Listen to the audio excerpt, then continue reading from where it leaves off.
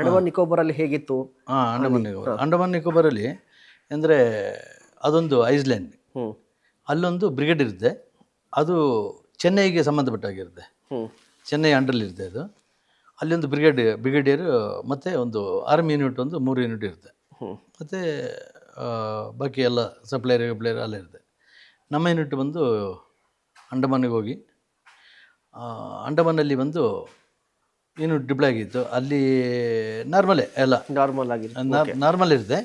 ಅಂದರೆ ನಮಗೆ ಅಲ್ಲಿ ಒಂದು ಆಪ್ರೇಷನ್ಸ್ ಇರುತ್ತೆ ಅಂತ ಹೇಳಿದ್ರೆ, ಈ ಥೈಲ್ಯಾಂಡ್ ಅವರು ಬರ್ಮಾದವರು ಬಂದು ಅಲ್ಲಿಂದ ಬೋಟಲ್ಲಿ ಬರ್ತಾರೆ. ಒಂದು ಬೋಟಲ್ಲಿ ಬರೋದು ಅದರಲ್ಲಿ ಎಲ್ಲ ಈ ಬೋಟ್ ಓಡಿಸೋಕ್ಕೆ ಹೊಂಡ ಇದಿರ್ತಲ್ಲ ಇಂಜಿನ್, ಅದು ತಗೊಬರ್ತಾರೆ. ಅದು ಬಂದು ಅಲ್ಲಿ 540 ಇದಿದೆ, ದೀಪಗಳಿದೆ. ಅದರಲ್ಲಿ ಒಂದು 100-200ರಲ್ಲಿ ನೀರಿರೋದು, ಒಂದು 40-50ರಲ್ಲಿ ನೀರಿರೋದು. ಅಲ್ಲಿ ಮಾತ್ರ ಜನಗಳಿರೋದು, ಬಾಕಿ ಯಾವುದರಲ್ಲಿ ಜನಗಳಿರೋಲ್ಲ. ಯಾಕಂದ್ರೆ ನೀರಿರೋಲ್ಲ ಕುಡಿಯೋಕ್ಕೆ, ಹೊಸವಲ್ಲ. ಈ ಬರ್ಮಾದವರು ಬಂದು ಇಲ್ಲಿ ಅಂಥ ಜಾಗದಲ್ಲಿ ಒಳ್ಳೆ ಮರಗಳಿರುತ್ತೆ. ಅಲ್ಲಿ ಪೊಡಾಕ್ ಮರ ಅಂತ ಇದೆ, ಅದರಲ್ಲೇ ಬೋಟು ಸಿಪ್ಪೆಲ್ಲ ಮಾಡೋದು. ಆ ಮರಗಳನ್ನ ಕೊಯ್ದು ಬೋಟ್ ಮಾಡಿ ಅವ್ರು ತಂದಿರತಕ್ಕಂಥ ಇದು ಪಿಟ್ ಮಾಡಿಕೊಂಡು ಓಡ್ತಾರೆ. ಅದ್ರ ಜೊತೆಯಲ್ಲಿ ಏನು ಮಾಡ್ತಾರೆ, ಮೊಸಳೆ ತುಂಬ ಕಾಸ್ಟ್ಲಿ, ಮೊಸಳೆನ ಇದು ಮಾಡ್ತಾರೆ. ಹಾಗೆ ನಮಗೆ ಮಾಡ್ತಿದ್ರು.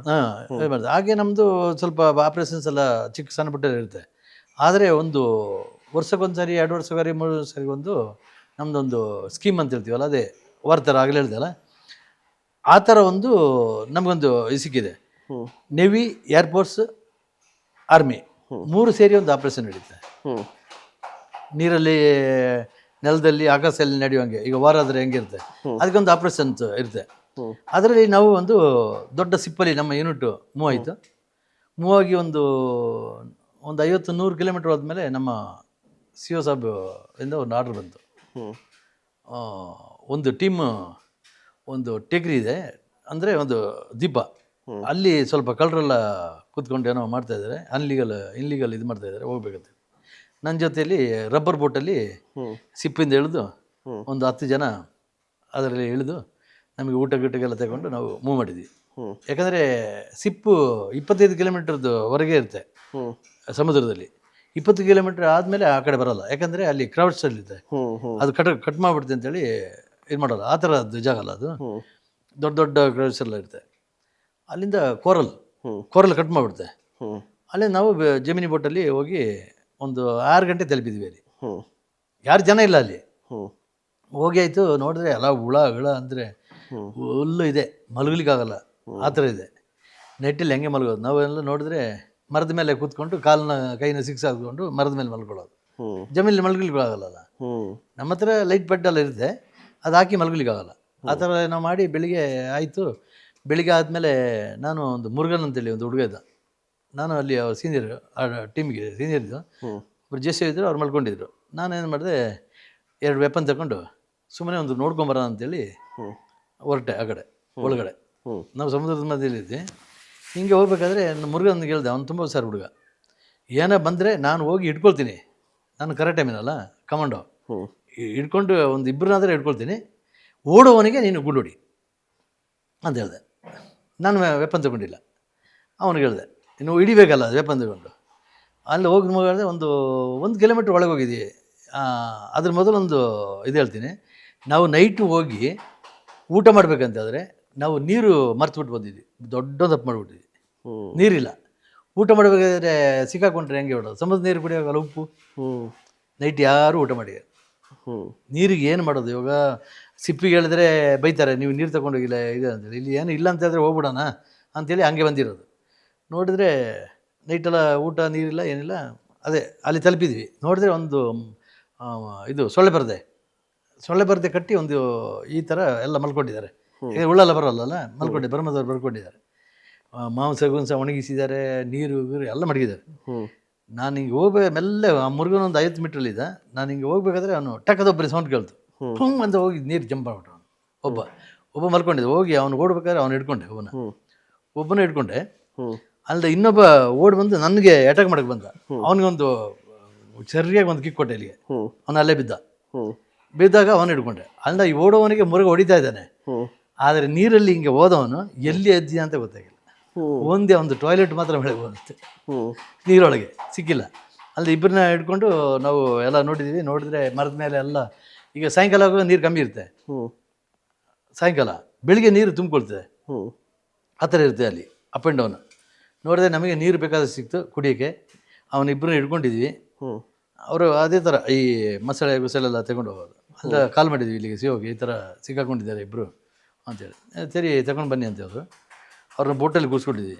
ಆದರೆ ಬೋಟಲ್ಲಿ ಕೂರಿಸ್ಕೊಂಡ್ರೆ ತುಂಬ ಎಚ್ಚರ ಇರಬೇಕು. ಯಾಕಂದರೆ ಅವನ್ನೆಲ್ಲ ಜಂಪ್ ಮಾಡಿದ್ರೆ 40-50 ಕಿಲೋಮೀಟ್ರ್ ಅವನು ಏನಿಲ್ಲದೆ ನಿಂತ್ಕೊಂಡು ಹೋಗ್ಬಿಡ್ತಾನೆ. ನಾವು ಬಿದ್ದವ್ರೆ ಅಲ್ಲೇ ಪ್ರಾಣ ಹೋಗ್ಬಿಡ್ತೇವೆ ನಮ್ಮದು. ಬೋಟಲ್ಲಿ 10 ಜನ ಇದ್ದಾರಲ್ಲ, ಇವನು 12 ಜನ. ಅವನೇನಾದ್ರು ಹಿಂಗೆ ಮಾಡಿಬಿಟ್ರೆ ಸಾಕಲ್ಲ, ಬಿದ್ದೋಗ್ಬಿಡ್ತೇವಲ್ಲ. ಅವನ ಕಟ್ಬಿಟ್ಟು ಹಿಂಗೆ ಮಲಗಿಸ್ಬಿಟ್ಟು ಕಾಲು ಮಾಡ್ಕೊಂಡು ನಾವು ಕೂತ್ಕೊಂಡಿದ್ದೆ ಹಿಡ್ಕೊಂಡು. ಇಲ್ಲಾಂದರೆ ಅವ್ನಿಗೆ ಏನು ಭಾಷೆನೇ ಗೊತ್ತಿಲ್ಲ. ಅಲ್ಲಿ ಕರ್ಕೊಂಡು ಹೋಗಿ ನಮ್ಮ ಅಂಡ ಮನೆಗೆ ಕರ್ಕೊಂಡು ಬಂದ್ಬಿಟ್ಟು ಅವನ್ನ ಏನಕ್ಕೆ ಎಲ್ಲಿಂದ ಬಂದಿದ್ಯಾ, ಯಾರಾದ್ರು ಮಾಡಿಸೋದು ಏನಕ್ಕಂದ್ರೆ ಏನು ಹೇಳಿದ್ರು ಕಂತೆ ಅಂತ ಹೇಳು. ಕಂತೆ ಅಂದರೆ ಗೊತ್ತಿಲ್ಲ, ಏನು ಹೇಳಲ್ಲ. ಅಲ್ಲಿ ನನಗೆ ಅವನು ಕೂತ್ಕೊಂಡು ಎನ್ಕ್ವೈರಿ ಮಾಡಬೇಕಾದ್ರೆ ಹಿಂಗೆ ಹೇಳ್ತಾರೆ, ಏನು ನಾನು ಇನ್ನೇನು ಬ್ಯಾಡ್ ಹೇಳ್ತಾ ಇದ್ದಾನೆ. ಒಂದು ಮತ್ತೆ ಕೊಟ್ಟೆ, ನೋಡಿದ್ರೆ ಒಬ್ಬ ಸಿಗರೇಟ್ ಹೇಳಿದ್ದಾರೆ, ಹಿಂಗೆ ಹೇಳ್ತಾನೆ ಸಿಗರೇಟಿಗೆ ಆ ಥರ. ಅಲ್ಲಿಂದ ಅವನ್ನ ನಾವು ಪೊಲೀಸ್ ಸ್ಟೇಷನ್ಗೆ ಒಪ್ಪಿಸ್ಬಿಟ್ಟು, ಅದು ಇಂಟರ್ನ್ಯಾಷನಲ್ ಲೆವೆಲ್ ಅಲ್ಲ, ಅದೇನು ಮಾಡಿದೆ ಅಂತ ಗೊತ್ತಿಲ್ಲ. ನಾವು ಆರ್ಮಿಲಿ ಏನಾಗಿದ್ದರೆ ನಮ್ಮದು ಹಿಡೀತು. ಅದಾದಮೇಲೆ ನೆಕ್ಸ್ಟ್ ಲೆವೆಲಿಗೆ ಹೋಗಲ್ಲ. ನೆಕ್ಸ್ಟ್ ಲೆವೆಲು ನಮ್ಮ ಕಮಾಂಡಿಂಗ್ ಆಫೀಸರ್ ಇರ್ತಾರೆ, ಅವರು ಇದು ಮಾಡ್ತಾರೆ ಅದನ್ನು. ಅದೊಂದು ಡೇಂಜರ್ ಒಂದು ಹಿಡಿದಿದ್ವಿ. ಮತ್ತು ನಾವು ಅವ್ರಿಗೆ ಎಲ್ಲರಿಗೂ ಗೊತ್ತಿರುತ್ತೆ ಈ ಥರ ಈ ಆರ್ಮಿ ಬಂದವರು 3 ಮೆಟ್ರೋಸ್ ಬಂದವರು ಯಾವ ದೀಪನೂ ಬಿಡ್ತಾ ಇಲ್ಲ ಅಂತ ಅವರಿಗೆ ಗೊತ್ತಾಗಿದೆ. ಆದರೆ ವಹಿವಾಟು ಅವ್ರದ್ದು ಕಮ್ಮಿ ಆಯಿತು. ಒಂದು ಗೊತ್ತಾದರೆ ಸಾಕಲ್ಲ ಅವರಿಗೆ. ಹೌದು. ಹಾಗೆ ಅಲ್ಲಿಂದ ಒಂದು ದೊಡ್ಡ ಆಪ್ರೇಷನ್ ಆಯಿತು. ಅದು ಹೈಯರ್ ಲೆವೆಲ್, ಅದ್ರದ್ದು ಜಾಸ್ತಿ ಸೆಕ್ಯೂರಿಟಿ ಬಿಡೋಲ್ಲ, ಎಲ್ಲ ಗೊತ್ತು. ಇದರಲ್ಲಿ ಗೊತ್ತಾಗುತ್ತೆ. ನಾಗಾಲ್ಯಾಂಡಿಂದ ಎಲ್ಲೋ ವೆಪನ್ ಆಗಿ ಹೋಗ್ತಾಯಿತ್ತು ಅದು, ದೊಡ್ಡ ಸಿಪ್ಪಲೆ. ಅದನ್ನು ನಮ್ಮ 3 ಮೆಟ್ರೋಸ್ ಅವರು ನಾವೇ ಅದನ್ನು ಅಂಡಮಾನಲ್ಲಿ ಸ್ಟಕ್ ಮಾಡಿ, ಬರ್ಮಾದಿಂದ ಹೋಗ್ತಾಯಿಲ್ಲ, ಅದು ಆಸ್ಟ್ರೇಲಿಯಾಕ್ಕೋ ಎಲ್ಲೋ ಹೋಗ್ತಾಯಿದ್ವಿ, ಗೊತ್ತಿಲ್ಲ ಇಲ್ಲಿ ಯಾವ ಕಂಟ್ರಿಗೆ ಅಂತ. ಅದು ನಮಗೆ ನ್ಯೂಸ್ ಗೊತ್ತಾಯಿತು. ನ್ಯೂಸ್ ಗೊತ್ತಾಗಿ ಮಣಿಪುರದಿಂದ ಯಾರೋ ನಮ್ಮೊಂದು ಆಫೀಸರ್ ಯಾರೋ ಲಿಂಕ್ ಇದೆ, ಆ ಲಿಂಕಲ್ಲಿ ಬಂದು ಗೊತ್ತಾಗಿ ನಾವು ಇಲ್ಲಿ ಅಂಡಮಾನಲ್ಲಿ ಬರಗಾಕೊಂಡಿದ್ದು. ಅಲ್ಲಿಂದ ಅವರಿಗೆ ನಾವು ಒಂದು ಲಿಂಕ್ ಕೊಟ್ಟು, ನಾವೇ ನೀವು ವೆಪನ್ ತಗೋರೋರು ನಾವು ಇಲ್ಲಿದ್ವಿ, ನಮಗೆ ಕೊಡಿ ಇಲ್ಲಿ ಅಂತೇಳಿ ಅಷ್ಟು ಎಲ್ಲ ಸ್ಮೂತಾಗಿ ಅದನ್ನು ಆಪರೇಷನ್ ಮಾಡಿ ಅದನ್ನು ಹಿಡಿದುಕೊಟ್ಟಿದ್ವಿ. ಅದು ಇಂಡಿಯಾದಲ್ಲಿ ದೊಡ್ಡ ಆಪರೇಷನ್ ಅದು, ಅದೊಂದು ಅಂಡಮಾನಲ್ಲಿ. ಓಕೆ. ಮತ್ತು ಮಣಿಪುರ ಅಲ್ಲಿಂದ ಅಂಡಮಾನಿಂದ ನಾವು ಮತ್ತೆ ಮಣಿಪುರಿಗೆ ಅಂಡಮಾನು ಮಣಿಪುರಿಗೆ ಅಲ್ಲಿಗೆ ಹತ್ರನೇ. ಯಾವುದು ಇದರಲ್ಲಿ ಹೋದರೆ ನಾವು ಮತ್ತೆ ಇಲ್ಲಿ ತಿರ್ಕೊಂಡ್ಬರ್ಬೇಕಲ್ಲ. ಅಂದರೆ ನಮ್ಮ ಯೂನಿಟ್ ಮಣಿಪುರಿಗೆ ಮೂವ್ ಆಯಿತು. ಮಣಿಪುರಿಗೆ ಮೂವ್ ಆದಮೇಲೆ ನಾನು NSG ಕಮಾಂಡೋದಲ್ಲಿ ಕೆಲಸ ಮಾಡಿ ಬಂದಿದ್ದಕ್ಕೆ ಒಂದೊಂದು ಯೂನಿಟಲ್ಲಿ ಆರ್ಮಿಯಲ್ಲಿ ಯಾವ ಯೂನಿಟ್ ಆದರೆ ಅಲ್ಲೊಂದು ಘಾತಕ್ ಟೀಮ್ ಅಂತ ಇರುತ್ತೆ. ಘಾತಕ್ ಅಂದರೆ ಭಯಾನಕ ಒಂದು ಟೀಮ್. ಎಲ್ಲ ಕಂಪ್ನಿಯಿಂದನೂ ನನಗೆ ನಮ್ಮ ಸಿ ಹೇಳ್ತಾರೆ, ನಿಮಗೆ ಯಾರು ಬೇಕೋ ಅವ್ರು ತಗೊಳ್ಳಿ ಅಂತೇಳಿ. ನಾನು ಒಂದು ಎಲ್ಲ ಕಂಪ್ನಿಯಿಂದ ಒಂದು 2 ಜನ ಒಳ್ಳೆ ಜನರನ್ನ ತಗೊಂಡೆ. ಅದು ಘಾತಕ ಟೀಮ್ ಅಂತ ಹೇಳೋದು. ನಾನು ಘಾತಕ ಕಮಾಂಡರ್ ಆಗಿದೆ ಅಲ್ಲಿ ಮಣಿಪುರಲ್ಲಿ. ನಮ್ಮ ಕೆಲಸ ಏನಂದರೆ ಇಲ್ಲಿಂದ ಹೋಗೋಗೇ ಟ್ರೈನಲ್ಲಿ ಎಲ್ಲ ಜೊತೆಲಿ ಹೋಗೋದು, ಅವ್ರನ್ನ ಎಚ್ಚರ ಮಾಡ್ಕೊಳ್ಳೋದೆಲ್ಲ ಇದು. ಮಣಿಪುರಲ್ಲಿ ಅಲ್ಲಿ ಹೋದ್ಮೇಲೆ ಇನ್ನೊಂದು ಟ್ರೈನಿಂಗ್ ನಮಗೆ ಅಲ್ಲಿ ಮಣಿಪುರಲ್ಲಿ ಹೋದ್ಮೇಲೆ ಮಣಿಪುರಲ್ಲಿ ಇಡೀ ಯೂನಿಟ್ಗೆ ನಮ್ಮದು 3 ಮೆಟ್ರಾಸ್ ಇದೆಯಲ್ಲ, ಎಷ್ಟು ಜನ ಇದ್ದಾರೆ ಅಷ್ಟು ಜನಕ್ಕೂ ಮಣಿಪುರದ್ದು ಟ್ರೈನಿಂಗ್ ಬೇಕು. ನಾಗಾಲ್ಯಾಂಡು, ಜಮ್ಮು ಕಾಶ್ಮೀರ ಇದೆಲ್ಲ ಡಿಫ್ರೆಂಟ್. ಇಲ್ಲಿ ಇದಲ್ಲ ಅದು ಯಾವುದು ನಾಗಾಲ್ಯಾಂಡ್ ಮಣಿಪುರದ್ದು ಡೇಂಜರ್ ಏರಿಯಾ ಅಲ್ಲ ಅದು, ಅದಕ್ಕೆ ಸಪ್ರೇಟ್ ಒಂದು ಟ್ರೈನಿಂಗ್ ಇದೆ. ಅಲ್ಲಿ ನಕ್ಸಲೈಟ್ ನಕ್ಸಲೈಟ್ ಇದಕ್ಕೆ ಒಂದು ಟ್ರೈನಿಂಗ್ ಇದೆ. ಸಿಲ್ಚರ್ ಅಂತ ಅಲ್ಲಿ ಜಾಗ, ಅಲ್ಲಿ ತುಂಬ ಕಾಡು ಇದು. ಆ ಕಾಡಲ್ಲಿ ಹೆಂಗೆ ನಾವು ಉಗ್ರವಾದಿಗಳನ್ನ ಫೇಸ್ ಮಾಡಬೇಕು, ಯಾವ ಟೀಮ್ ಹೆಂಗಿರುತ್ತೆ, ಬೋಡೋಲ್ಯಾಂಡ್ ಇರ್ಬೋದು, ಬ್ಲಡ್ ಗ್ರೂಪ್ ಇರ್ಬೋದು, ನಾಗಾಸ್ ಗ್ರೂಪ್ ಇದೆ, ಮಣಿಪುರಲ್ಲಿ ಲಿಬ್ರೇಷನ್ ಪಾರ್ಟಿ ಇದೆ, ಹಾಗೆ ತುಂಬ ಗ್ರೂಪ್ಗಳಿದೆ ಅಲ್ಲಿ ನಾಗಾಸದ್ದು ಮಣಿಪುರದ್ದು. ಮತ್ತು ಅಲ್ಲಿ ಲೋಕಲೈಟ್ಸ್ ಕೂಡ ತುಂಬ ಸಪೋರ್ಟ್ ಮಾಡ್ತಾರೆ. ಅಲ್ಲಿ ಮಾಡ್ತಾರೆ ಅದನ್ನ ಹೇಳ್ತೀನಿ. ಅಲ್ಲಿ ಒಂದು ಟ್ರೈನಿಂಗ್ ಇದೆ ಸಿಲ್ಚರಲ್ಲಿ. ಅಲ್ಲಿ ನಾವು ಹೆಂಗೆ ಇರಬೇಕು, ಎಲ್ಲೆಲ್ಲಿ ಬಾಂಬ್ ಇಟ್ಟಿರ್ತಾರೆ, ಎಲ್ಲೆಲ್ಲಿ ಹೆಂಗೆ ಹೋಗ್ಬೇಕು, ಆಂಬುಸ್ ಇದು ಹೆಂಗೆ ಆಗುತ್ತೆ ಅಂತೇಳಿ ಅಲ್ಲಿ ಟ್ರೈನಿಂಗ್ ಆಗುತ್ತೆ. ಟ್ರೈನಿಂಗ್ ಆದಮೇಲೆ ನಾವು ಡೇಯಲ್ಲಿ ಹೋಗ್ಬಾರ್ದು. ಅಲ್ಲಿ ನಮ್ಮ ಯೂನಿಟ್ ಮೂವ್ ಆಗಿಲ್ಲ. ಎಲ್ಲಿದ್ದ ಸಿಲ್ಚರಿಂದ ಮಣಿಪುರಿಗೆ ತುಂಬ ದೂರ ಇದೆ, 2 ಸ್ಟೇಟ್ ಚೇಂಜ್ ಮಾಡಬೇಕು. ನಾವು ಕಾಡಲ್ಲೇ ನಡ್ಕೊಂಡು ಹೋಗಿರೋದು. ಯೂನಿಟ್ ಮೂವ್ ಆಗೋದು ಕಾಡಲ್ಲೇ ನಡ್ಕೊಂಡು ಹೋಗಿ, ಎಲ್ಲ ಯೂನಿಟೇ ಮೂವ್. 25 ಆ ದಿವಸ 25th ಇದು ಕ್ರಿಸ್ಮಸ್ 24th ನೈಟು ಮಧ್ಯಾಹ್ನ ಬಂದು ನಾವು ಊಟ ಕೂತಿದ್ವಿ ರೋಡಲ್ಲೇ. ಈಗ ಮೂವ್ ಆಗ್ತಾ ಇದ್ವಿ ಅಲ್ಲ, ಮಧ್ಯಾಹ್ನ ರೋಡಲ್ಲೇ ಕೂತು ಎಲ್ಲ ಅಲ್ಲಲ್ಲೇ ಅದಾದ ಕಂಪನಿ ಊಟ ಮಾಡೋಕ್ಕೆ ಬ್ರೇಕ್ ಮಾಡ್ತಾರೆ. ಒಂದು 10 ಮಿನಿಟ್ಸು ಊಟ ಮಾಡಿರ್ತಾರೆ. ವೆಪನ್ಸ್ ಎಲ್ಲ ಹಂಗೆ ಇರ್ತಾ ಇದೆಲ್ಲ, ಹಂಗೆ ಕೂತ್ಕೊಂಡು ಸ್ವಲ್ಪ ಊಟ ಮಾಡೋದು. ನಾವು ಘಾತಕ ಟೀಮಲ್ಲಿ ನಾವು ಮಧ್ಯದಲ್ಲಿದ್ವಿ. ನಾನು ಸ್ವಲ್ಪ ಆ ಕಡೆ ಎಚ್ಚರ ಮಾಡ್ಕೊಂಡು ಓಡಾಡ್ತಾ ಇದ್ದೀನಿ. ಒಂದು ವ್ಯಾನ್ ಬಂತು ಆ ಕಡೆಯಿಂದ, ಈ ಕಡೆ ಹೋಗೋದು. ಅವರು ಲೀವ್ ಹೋಗೋದು. ಯಾವುದು ಈ ಉಗ್ರದಿಗಳು ಮನೆಗೆ ಕ್ರಿಸ್ಮಸ್ಗೆ ಲೀವ್ ಹೋಗೋದು. ಲೀವಲ್ಲಿ ಬರ್ತಾ ಇದ್ದಾರೆ.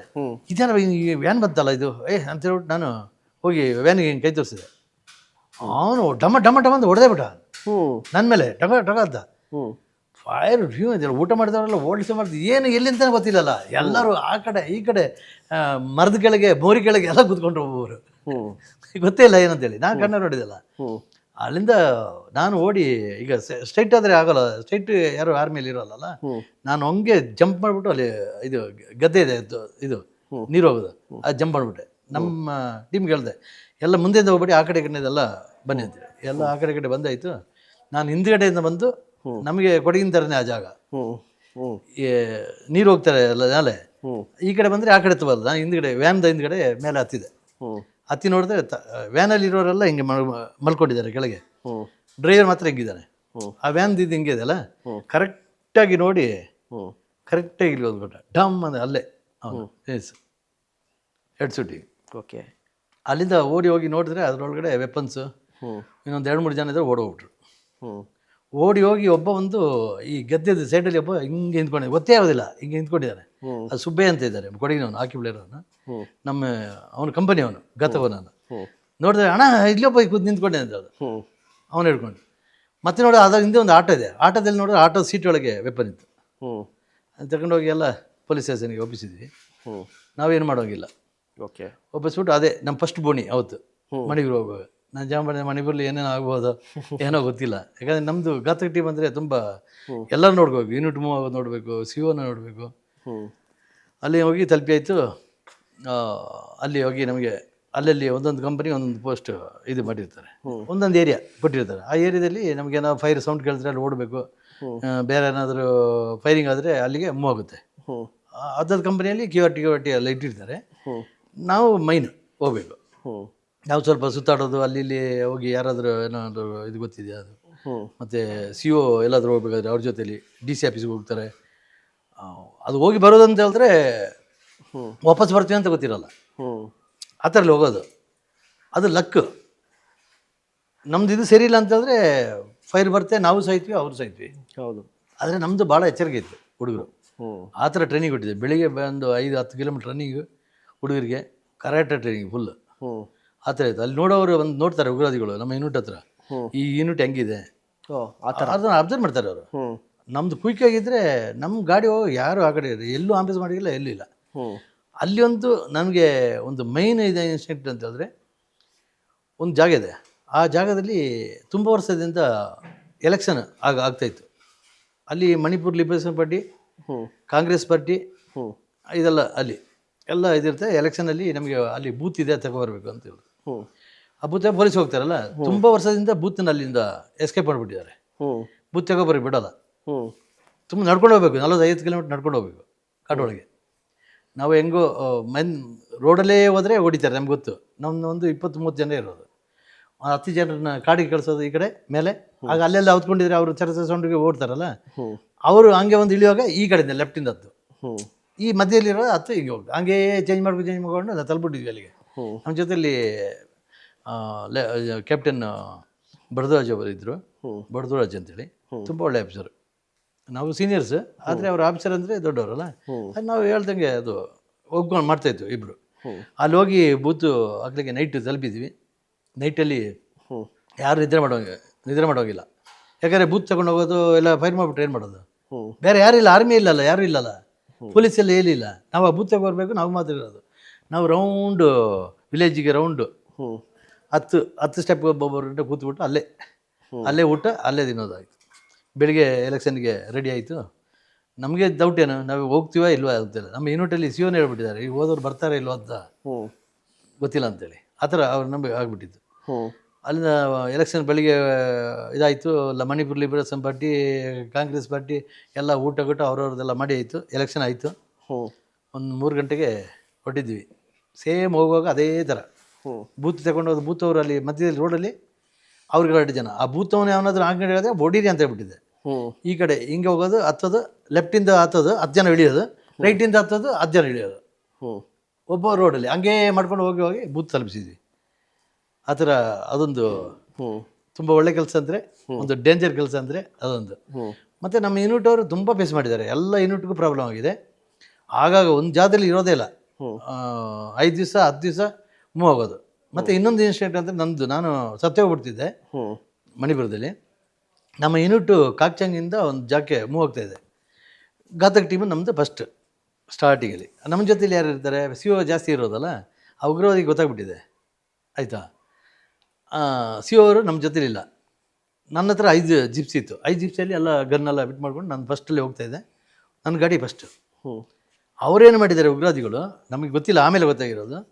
ಆ ಕಡೆಯಿಂದ ಆಪೋಸಿಟಲ್ಲಿ ಬರುವಾಗ ಎಲ್ಲ ಬಸ್ ಜೀಪ್ ಕಾರ್ನೆಲ್ಲ ಸ್ಟಕ್ ಮಾಡಿಬಿಟ್ಟು ನಮ್ಮದು ಬಾಂಬ್ ಬ್ಲಾಸ್ಟ್ ಮಾಡೋಕ್ಕೆ ರೆಡಿ ಮಾಡಿದ್ದಾರೆ. ಹ್ಞೂ ಅವ್ರು ಮೊದಲೇ ತಾರ ಹಾಕೋಗೇ ಬಾಂಬ್ ಮಾಡಿಬಿಟ್ಟು ವೈರ್ಗಳನ್ನು ಗದ್ದೆದ ಆ ಕಡೆ ಬರೆದಿರ್ತಾರೆ. ಹ್ಞೂ ಎಷ್ಟು ಅರ್ಧ ಮೈಲ್ ದೂರದಲ್ಲಿ ಇಲ್ಲೊಂದು ಪ್ಲಾಸ್ಟಿಕ್ನ ಅಂಟಿಸ್ಬಿಟ್ಟಿರ್ತಾರೆ. ನಮ್ಮ ಗಾಡಿ ಬಂದು ಆ ಪ್ಲಾಸ್ಟಿಕ್ ಹತ್ರ ಬಂದರೆ ಅಲ್ಲಿ ಬಾಂಬ್ ಬ್ಲಾಸ್ಟ್. ಒಂದು ವೈರ್ ಬಿಟ್ಟು ಆಗುತ್ತೆ, ಇನ್ನೊಂದು ವೈರಿಗೆ ಹಿಂಗೆ ಕೊಟ್ಟರೆ ಕಲೆಕ್ಷನ್ ಕೊಟ್ಟರೆ ಇಲ್ಲಿ ಬಾಂಬ್ ಬ್ಲಾಸ್ಟ್ ಆಗುತ್ತೆ, ಇಲ್ಲಿ 1 ಕಿಲೋಮೀಟ್ರಲ್ಲಿ ಆಗುತ್ತೆ. ಹ್ಞೂ ಆ ಥರ ಮಾಡಿದ್ರು ಅವರು. ಈ ರೋಡಲ್ಲಿ ತಡಿಬೇಕಾದ್ರೆ ಒಂದು ಬಸ್ ಏನೋ ಸ್ಟಕ್ ಆಗಿ ಮೂವ್ ಆಗಿದೆ.